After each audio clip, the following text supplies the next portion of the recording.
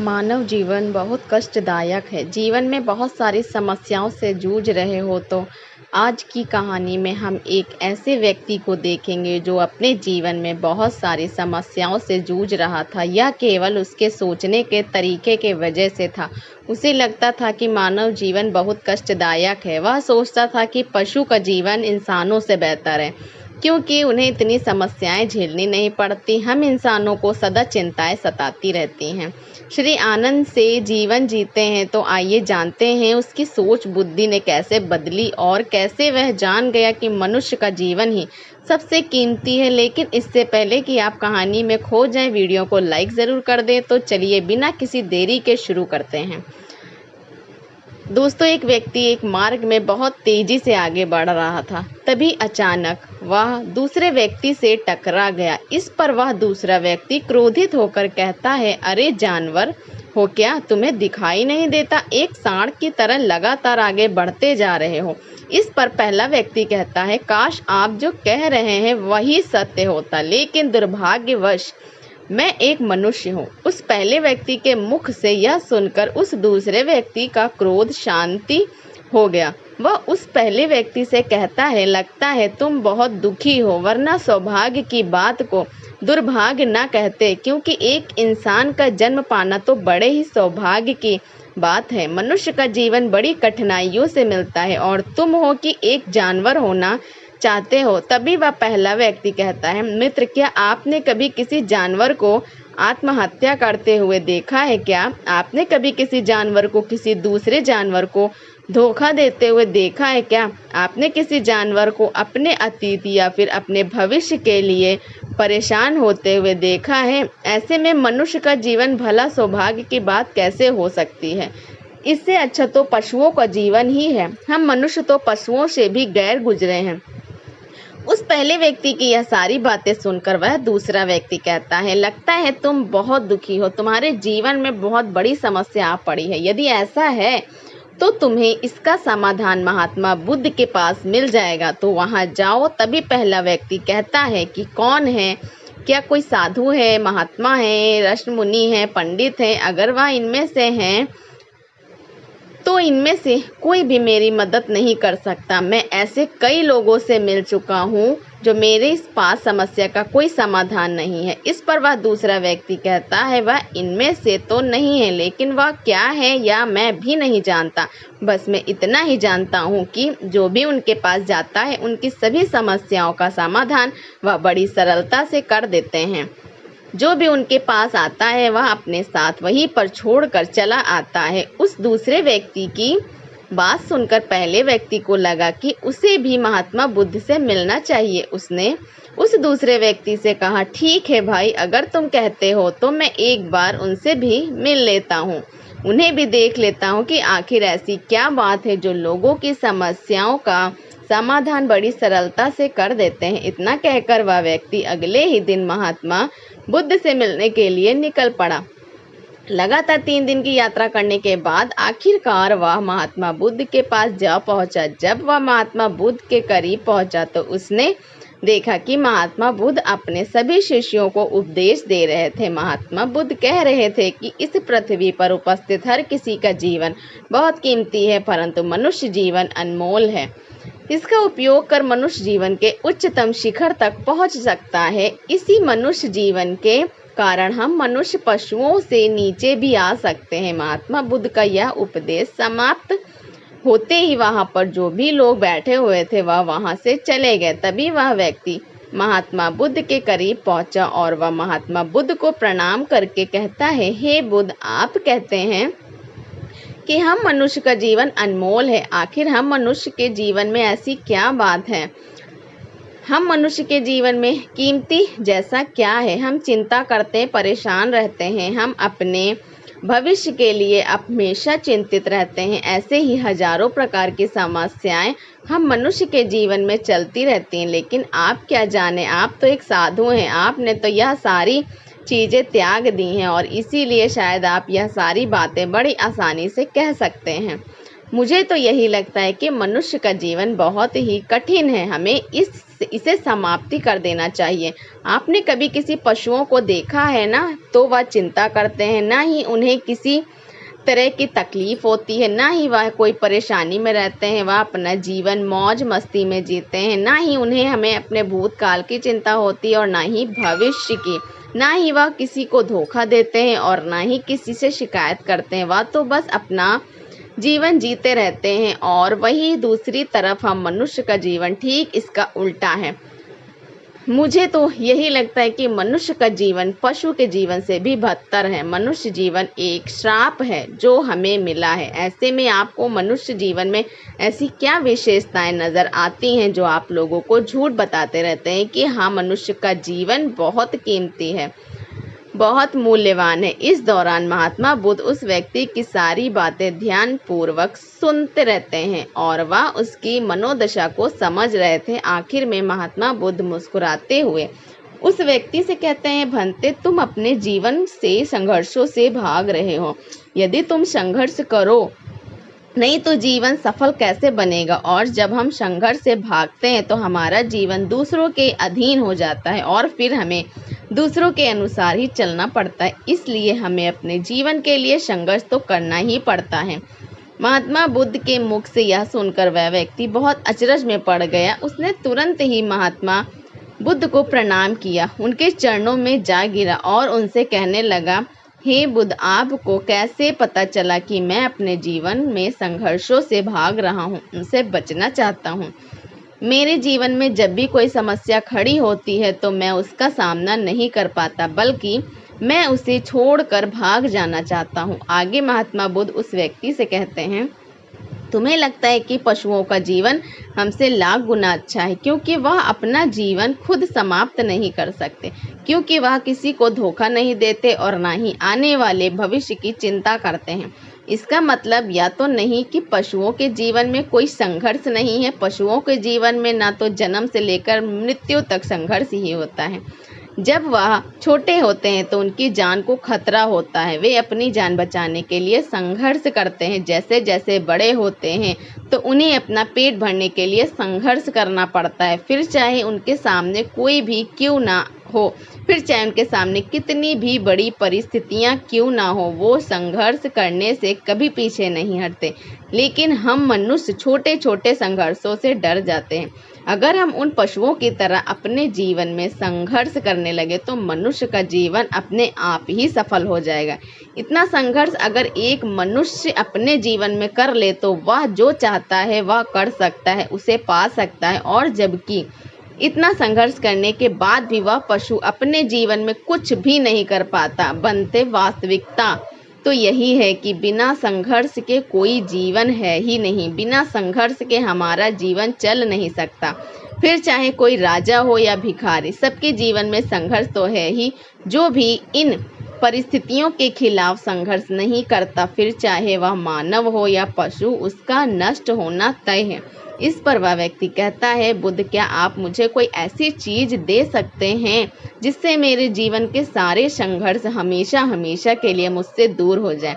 मेरी सारी चिंताएं, सारी समस्याएं, सारी परेशानियां हमेशा हमेशा के लिए खत्म हो जाए और मेरा जीवन हमेशा हमेशा के लिए सुखमय बन जाए। उस व्यक्ति की यह बात सुनकर महात्मा बुद्ध, एक वह चीज मिल जाएगी, लेकिन मेरी एक बात और याद रखना कि इसका अर्थ यह भी नहीं है कि इसके बाद से तुम्हारे जीवन में परेशानियां या फिर समस्याएं आनी बंद हो जाएगी। तुम्हारे जीवन में परेशानियां और समस्याएं तो आती ही रहेंगी, लेकिन उनका प्रभाव तुम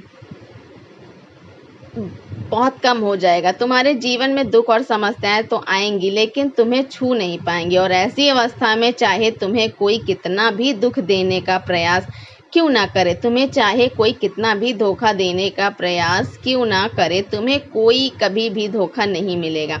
सब कुछ तुम्हारे पास ही होगा, लेकिन फिर भी वह तुमसे दूर रहेगा। महात्मा बुद्ध की यह बात सुनकर व्यक्ति महात्मा बुद्ध के सामने दोनों हाथ जोड़कर महात्मा बुद्ध से कहता है, हे बुद्ध, बताइए वह चीज क्या है और मुझे कहाँ मिलेंगे। मैं उस चीज को पाने के लिए कुछ भी कर सकता हूँ। मैं अपना पूरा प्रयास लगा दूंगा, लेकिन उस चीज को हासिल करके ही दम लूंगा। इस पर महात्मा बुद्ध ने उस व्यक्ति से कहा, सोच लो भंते, एक बार यदि तुमने रास्ता शुरू कर दिया तो तुम्हें उस रास्ते पर चलते ही रहना होगा जब तक कि तुम अपनी मंजिल को पाने ही लेते। यह रास्ता अत्यंत संघर्षों से भरा होगा। क्या तुम अपनी मंजिल तक पहुंच पाओगे? इस पर व्यक्ति कहता है, आप मुझे वह मार्ग बताइए, मैं उस पर चलूंगा। मैं अपनी अंतिम सांस तक संघर्ष करूंगा, लेकिन उस चीज को हासिल करके ही दम लूंगा। इस पर महात्मा बुद्ध कहते हैं, सुनो, उस चीज का नाम है शांति, जो तुम्हारे मन के भीतर गहराइयों में है। जैसे यह समुद्र की लहरें ऊपर से तो बड़ी तीव्र नजर आती हैं और उछाल मारती हैं, जिन्हें देखकर हमारा मन घबरा जाता है, परंतु ठीक इसी के विपरीत उसकी गहराई में वह बहुत ही होता है और ठीक इसी प्रकार हमारे मन की गहराइयों में भी वह शांति छिपी हुई है। तुम्हें अपने मन की गहराइयों में उस शांति को खोजना होगा, उस शांति के लिए संघर्ष करना होगा। और अगर तुम रास्ते से नहीं भटके तो जैसा मैंने तुम्हें कहा है वह तुम्हें मिलेगा जो तुम चाहते हो। महात्मा बुद्ध के मुख से यह सुनकर वह व्यक्ति कहता है, तथागत, मैंने तो सोचा था कि आप मुझे कोई ऐसी वस्तु बताएंगे जिसे मैं किसी भी हालत में खोज लूंगा और उसके बाद मेरा जीवन सुखमय बन जाएगा। इस दुनिया में ऐसी कोई चीज जिसे खोजा नहीं गया, उसे तो खोजा जा सकता है, लेकिन मैं अपने मन के भीतर कैसे जा सकता हूँ? वहाँ भला कौन सा मार्ग जाता है? वहाँ भला ऐसी कौन सी सवारी जाती है जिस मार्ग पर मैं चलकर या फिर उस सवारी के द्वारा वहाँ तक पहुँच सकता हूँ? इस पर महात्मा बुद्ध मुस्कुराने लगे और उस व्यक्ति से कहते हैं, भंते, पर कोई सवारी नहीं जाती और न ही वहां पर मनुष्य पैदल जा सकता है, फिर भी वह एक मार्ग है और उस मार्ग पर चलना ही पड़ता है। इस पर वह व्यक्ति कहता है, हे बुद्ध, तो आप मुझे बताइए, मैं उस मार्ग पर चलकर कैसे अपने मन के भीतर की उस शांति को खोज सकता हूँ? इस पर महात्मा बुद्ध ने कहा, इस दुनिया में सबसे शक्तिशाली क्या है? इसका जवाब देते हुए वह व्यक्ति कहता है, बुद्ध, इस दुनिया में सबसे शक्तिशाली चक्रवर्ती सम्राट है, जिसके पास असीम शक्ति है, जिसके पास सब कुछ है, उसके पास किसी चीज की कोई कमी नहीं। इसके जवाब में महात्मा बुद्ध कहते हैं, नहीं, इस दुनिया में सबसे शक्तिशाली चीज है इच्छा, और यही इच्छा इस दुनिया को चला रही है। जो कोई भी कुछ भी कर रहा है वह उसकी इच्छा का ही परिणाम है, उसका कर्म है, सब कुछ उसकी इच्छा के अनुसार ही चल रहा है। जहाँ तक बात है एक चक्रवर्ती सम्राट की, तो एक इच्छा एक चक्रवर्ती सम्राट को भी धूल में मिटा सकती है, और वहीं पर उसी के विपरीत एक इच्छा एक आम इंसान को भी एक चक्रवर्ती सम्राट बनाने में सक्षम है। इस दुनिया में जो कोई भी है, जहाँ कहीं भी है, जिस किसी भी परिस्थिति में है, वह उसकी इच्छा के अनुसार ही है, वह उसकी इच्छा का परिणाम ही है। अपनी इच्छा के बल पर मनुष्य इस जीवन में कुछ भी कर सकता है, लेकिन एक वास्तविकता यह भी है कि मनुष्य अपनी इच्छा पर नियंत्रण कर पाता, जिस कारण उसके जीवन में वह सब भी घटित होता रहता है जिसकी वह चाहत नहीं रखता। हमारे मन की बुरी इच्छाएं हमारी तरफ बुरी चीजों को खोजती हैं, इसलिए इच्छा बहुत सोच समझ कर करनी चाहिए। हमें अपने जीवन में क्या चाहिए यह केवल हम अपनी इच्छा से ही निर्धारित कर सकते हैं। इस पर वह व्यक्ति कहता है, हे बुद्ध, तो क्या मैं अगर यह इच्छा करूं कि मुझे अपने मन के भीतर की शांति मिल जाए तो क्या वह मुझे मिल जाएगी?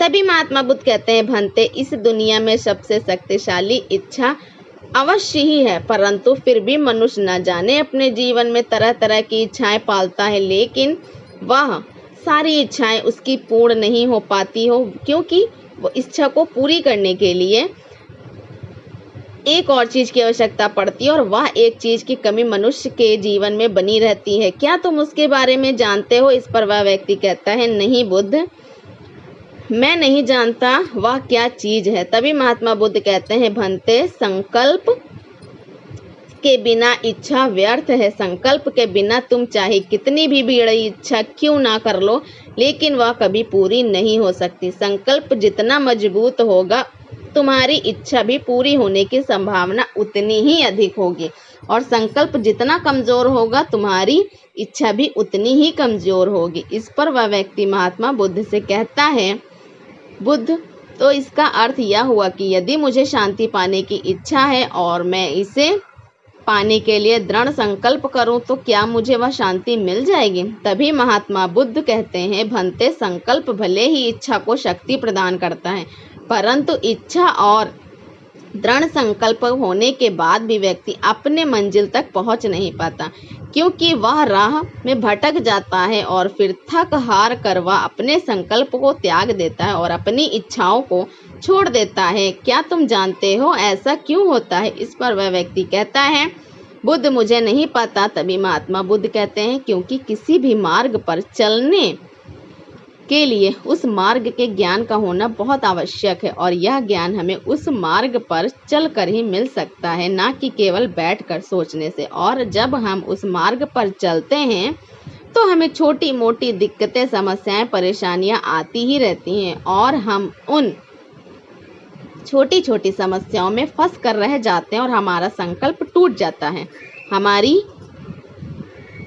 इच्छा उन छोटी छोटी समस्याओं के सामने कमजोर पड़ जाती हैं और हम उन समस्याओं के सामने घुटने टेक देते हैं, हार मान लेते हैं, और हमारा पूरा का पूरा जीवन फिर उन्हीं समस्याओं के इर्द गिर्द घूमता रह जाता है और हमारा पूरा जीवन वहीं पर समाप्त हो जाता है। इस पर व्यक्ति कहता है, बुद्ध, मैं आपकी बातों को समझने का बहुत प्रयास कर रहा हूँ, लेकिन मुझे आपकी सारी बातें समझ नहीं आ रही हैं। कृपया करके आप मुझे साफ और स्पष्ट तौर पर समझाने का प्रयास करें। महात्मा बुद्ध ने उस व्यक्ति से कहा, भंते, मान लो कि तुम्हें किसी गांव में जाना है और वहां पर किसी व्यक्ति से मिलना है, और तुमने यह दृढ़ संकल्प किया है कि तुम उस व्यक्ति से मिलकर ही रहोगे। तुमने अपना सफर तो शुरू किया, लेकिन काफी वर्षों के प्रयास के बाद भी ना तो वह गांव खोज पाए और ना ही उस व्यक्ति से मिल पाए, तो ऐसे में क्या हुआ? इसके जवाब में वह व्यक्ति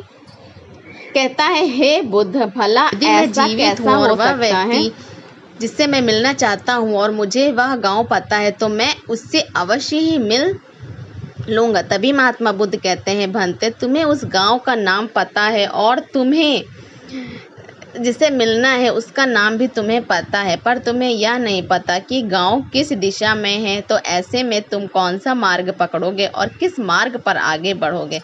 यदि मान लो कि तुमने किसी विपरीत मार्ग को पकड़ लिया, तो क्या वह तुम्हें उस गांव तक ले जाएगा? क्या वह तुम्हें उस व्यक्ति तक मिला पाएगा? इस पर वह व्यक्ति कहता है, इस अवस्था में तो यह कार्य बिल्कुल भी असंभव होगा। इस पर महात्मा बुद्ध मुस्कुराते हुए उस युवक से कहते हैं, भंते, मैं कब से यही तुम्हें समझाने का प्रयास कर रहा हूँ। हमारी इच्छा संकल्प होने के बाद भी हमें सही मार्ग का ज्ञान होना आवश्यक है। शांति को खोजने का जो मार्ग है वह ध्यान, और ध्यान भीतर होता है, बाहर नहीं। जब तुम अपने भीतर की शांति को खोजने के लिए ध्यान के मार्ग पर आगे बढ़ो कि अपनी इच्छा की पूर्ति के लिए तुम उस मार्ग पर आगे की ओर बढ़ते चलोगे, तो हो सकता है कि तुम्हारी राह में छोटी छोटी मुसीबतें, दिक्कत या तकलीफ आए, लेकिन तुम्हें उन समस्याओं का सामना करना ही पड़ेगा। तुम्हें उनसे लड़ना होगा, उनसे संघर्ष करना ही होगा, क्योंकि वह मार्ग तुम्हारे लिए बिल्कुल नया है। और पहली बार जब हम किसी मार्ग पर आगे बढ़ते हैं तो हमें यह नहीं पता होता है कि अगला पड़ाव क्या होगा और आगे कौन सी कठिनाइयाँ आने वाली हैं। हमें तो वहाँ पर जाने के बाद ही पता चल पाएगा। वहीं पर दूसरी तरफ जो मनुष्य इन छोटी छोटी दिक्कतों में नहीं फंसता, वह अपने संकल्प पर दृढ़ बना रहता है। अपने जीवन में वह सब कुछ पा लेता है जो वह चाहता है, और अपनी मंजिल पर पहुंचकर उसे असीम शांति भी मिलती है। और जब मनुष्य अपने लक्ष्य को प्राप्त कर ही लेता है, तब उसे और कुछ पाने की इच्छा नहीं रह जाती। इसी प्रकार यदि तुम भी केवल मार्ग पर आगे बढ़ते रहो तो तुम्हें भी अपने मन के अंदर तक पहुंच पाओगे, और वहां पहुंचने के बाद तुम्हें किसी चीज की कोई आवश्यकता नहीं पड़ेगी। ना ही तुम्हें कोई धोखा दे पाएगा, ना ही तुम्हें कोई लूट पाएगा, और ना ही तुम्हें कोई दुख पहुंचा पाएगा। उस अवस्था में पहुंचने के बाद ना ही कोई मोह, नहीं कोई चिंता, और ना ही कोई समस्या रहे। तुम उस परिस्थिति में बड़ी सरलता से निकल पाओगे, और जब तुम अपने मन की उस शांति को प्राप्त कर लोगे तो तुम एक पशु तो नहीं रहोगे और ना ही एक मन रहोगे, बल्कि तुम मनुष्य से भी और ऊंचा दर्जा प्राप्त कर लोगे, और फिर तुम्हें कोई भी दुख कभी छू नहीं पाएगा। फिर तुम्हें किसी चीज की कोई परेशानी नहीं रह जाएगी, नहीं तो भविष्य की चिंता होगी और ना ही अपने बीते हुए भूतकाल की। तुम तो बस अपनी शांति में मग्न रहोगे और तुम्हें किसी प्रकार का दुख कभी छू तक नहीं पाएगा। महात्मा बुद्ध की यह बात सुनकर वह व्यक्ति महात्मा बुद्ध के चरणों में गिर पड़ा और महात्मा बुद्ध से कहता है कि हे बुद्ध, आपकी सारी बातें सत्य हैं, मैं आपकी सारी बातें समझ चुका हूँ, लेकिन फिर भी मेरे मन में एक